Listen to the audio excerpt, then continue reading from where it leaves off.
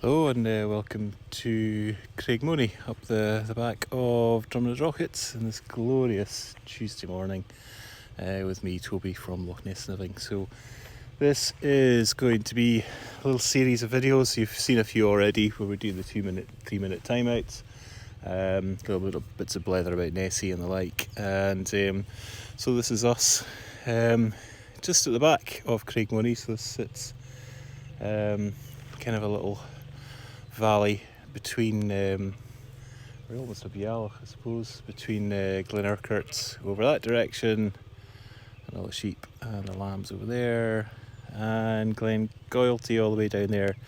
The chap with a quad bike just now is trying to ride out what a particularly stubborn sheep who's having none of it. I think he's missing his sheepdog, but anyhow, so these videos are just going to be kind of mix of entertainment and education. If you're homeschooling, then these little snippets of history might be helpful. I make no claim to be any kind of expert or historian, so these do come with a bit of a disclaimer that you might just want to double check my working. It's a mix of just kind of checking forums and things online. So anyhow, let's bash on. This is all done during my morning walk before work, so I'm not doing anything else that I wouldn't be doing. I'm just taking you along with me for the walk. So we're coming up through here, and this is Scots Pine Forest that we're coming up through.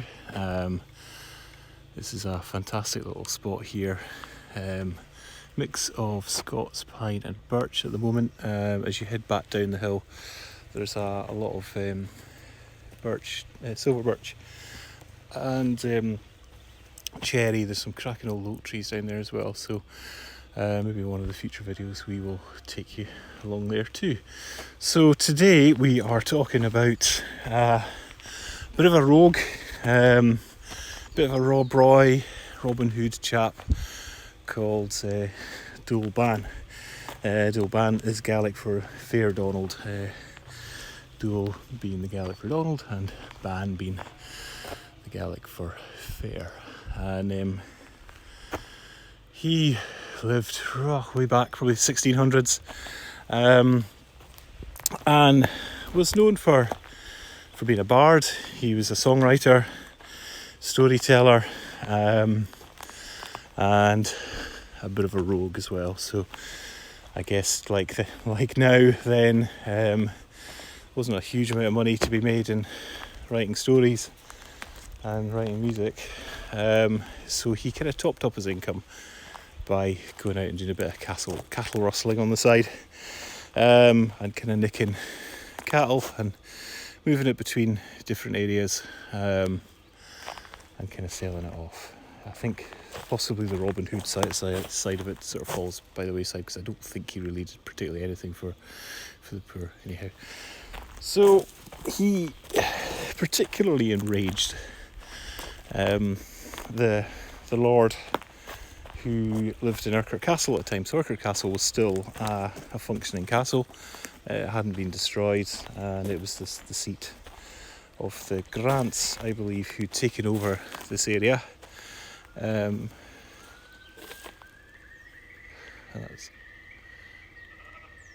Girl, you. Oh, that's nice. They come up to nest, so they come up to the higher spots to nest. You generally find them down by the coast. Anyway, a little bit of an interruption there.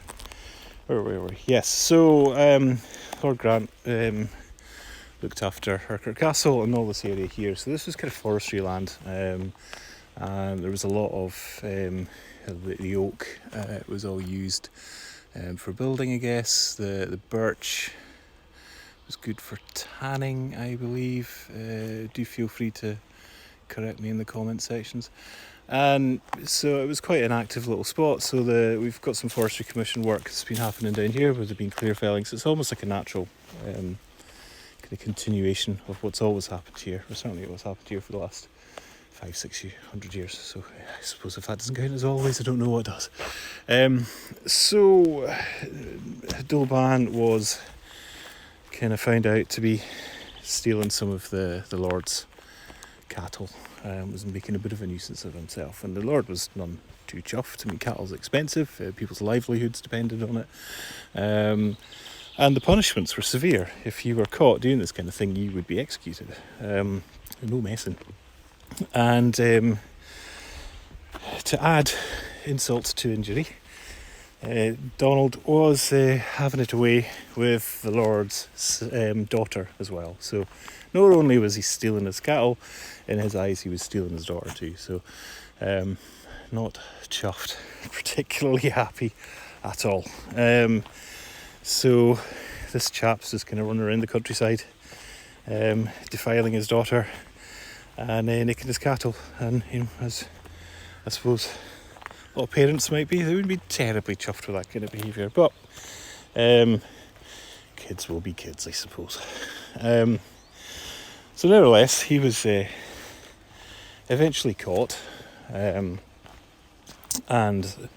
brought to justice in front of the courts in Inverness, and he was found guilty, and that was that. I think there wasn't really much of a jury trial. It was like, no, you done it. That's the end of that. So the punishment was execution, and Lord Grant was particularly chuffed with this. So finally brought the rogue to justice. He can get rid of that problem, deal with the repercussions with his daughter later on. It's best just to do now and apologise later, I suppose. So he was brought to Craigmonie. So this site, we're just coming up to the viewpoint here just now, which if you've seen any of the little videos we've done, you'll be familiar with it. If you're local, you're obviously familiar with it. But this was, well, it's a very tranquil, peaceful, gorgeous site. It was also a site of executions. And if you can imagine, Donald was trudging up here, kind of his last few minutes of his life, before being brought to his end in front of what I think you can probably agree is a fairly spectacular view over towards Loch Ness. So, if your final view is out looking in this direction, then that's not so bad, I suppose, is it? So Lord Grant was adamant that Domhnall Bàn was to be executed by hanging, presumably because hanging's fairly unpleasant. Would know, never tried. And if you don't get it done right, it can go on for a bit longer than you might like. People choke, and it's all very gruesome and unpleasant. And I'm sure any kids watching this would love me to go into more detail. Just watch a couple of horror movies, you'll get the idea. Donald, being contrary to the last, announced that he was of a noble family, and he was actually entitled to choose the method of his dispatch. Of course, this infuriated Lord Grant. So no, I want him hung, and it's proved, yes, he's a noble family. He can actually choose how he dies. So just to be a pain in the arse right at the end, Domhnall Bàn goes, right, so he's wanting me to be executed. He wants me hung. Yes. Yeah, he most definitely wants me to be hung. Right, okay. And he's sure of that. Yeah, he's adamant that he wants you hung. Right, okay. In that case, I'd like to be executed by having my head chopped off, please, thank you. And that was his right. So Lord Grant, furious that even at the end he wasn't going to get his own way. I mean, ultimately the result is the same. However, I think he was wanting to have the final say, but still, Domhnall Bàn managed to kind of needle him one last time, get under his skin, and he was executed on the spot by a nice man with an axe. That isn't the last of it either.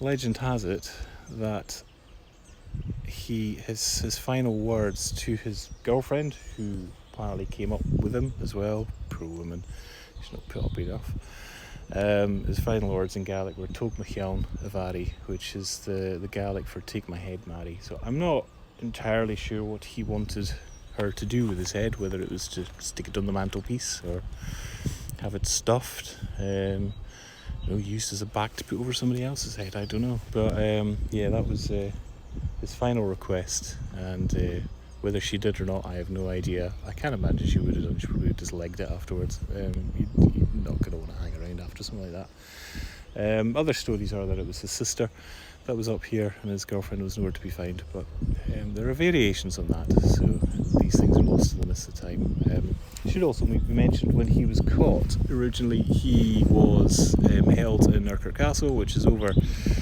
just so you can see Loch Ness there, and it's just to the right hand side. It's tucked away out of sight just now, and there's a dungeon in there that's still the ruins of it are still there, and there's a little note in Urquhart Castle that tells you about him as well. So it's worthwhile if and when you come back here, have a wee look up at Urquhart Castle, and you'll see where he was held, and then book a tour with me.